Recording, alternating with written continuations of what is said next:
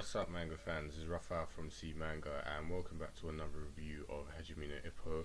Today, another two chapters were released, and the first one I'm going to do is 1064 What I've Seen. So, this chapter was short. Like, the pages were obviously, there was a lot of pages, but it was relatively kind of drawn out. And, the first part was fun because we have obviously Ippo's body blows were hurting Gonzalez despite the fact that he was guarding, really tight guard. They were hitting through his guard and hurting his ribs, and he was definitely feeling it. And then when he started to back down, now his legs were all shaking, everything. Everyone thought, yeah, that's it. It's gonna finish, but he doesn't back down. Instead, he goes to go for an exchange with Ippo, and this is when everyone's like getting on this edge of their seat, like, yes, it's gonna end. And guess what happens? The referee does some acrobatics and jumps between them and rolls to a stop. And I was like, this guy's brave. He could have got himself killed. I don't think that's the first time that's happened in this series, but it was just funny to see. Like, I was just thinking, what the hell is going on? And then realized the round's ended. It's like he's telling them, get back to your corner. So yeah, we have that whole, as I say, climatic battle there, which was cut very short. And yeah, then we resumed to like the usual Ippo Kamagai dialogue, like, did you see coach, I was able to knock down number two in the world. Our boxing works on, world level.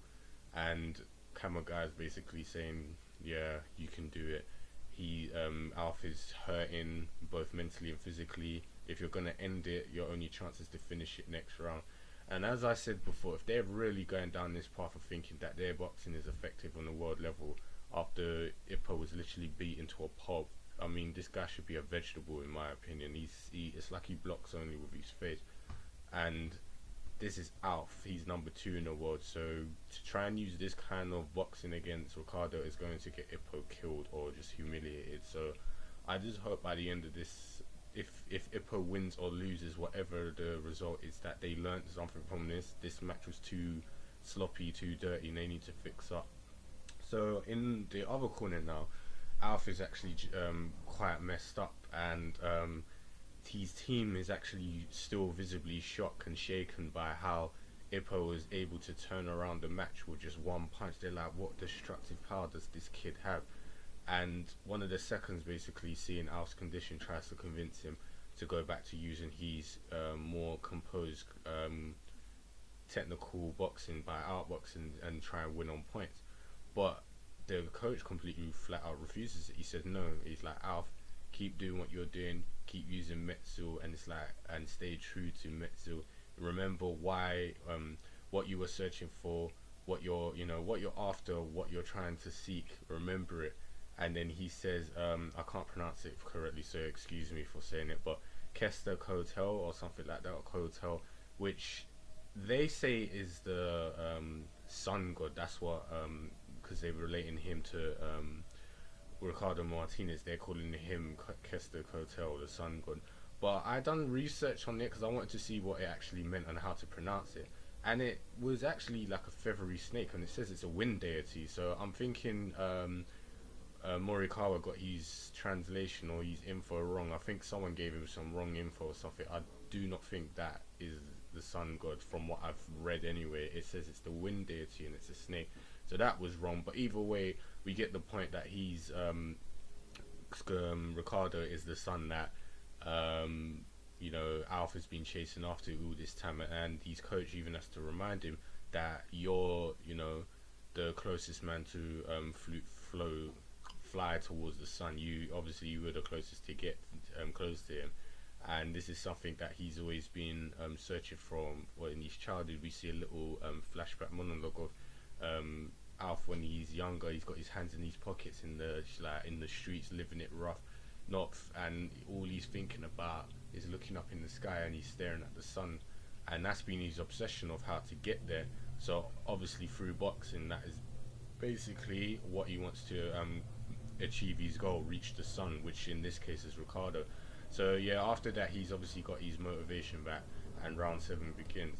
So yeah, that, as I said, it was a short chapter. I kind of thought it was a bit, I'd say arrogant to say that Alf was the closest to fly to the sun, because yeah, Edgy Dutte did do that as well. You know, I mean, unless they're talking about this era or something else, or maybe there's something we didn't see in the match. But even Ricardo Martinez himself said that if there was any boxers I would remember, it's Edgy Dutte. So yeah, he wasn't.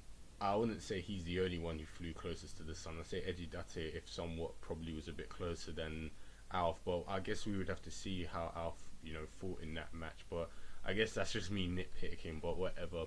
But as I said, yeah, this is more of one of those, you know, both boxers have returned to their coach and got, you know, like some sort of little pep talk and motivation. Now they're obviously all pumped up.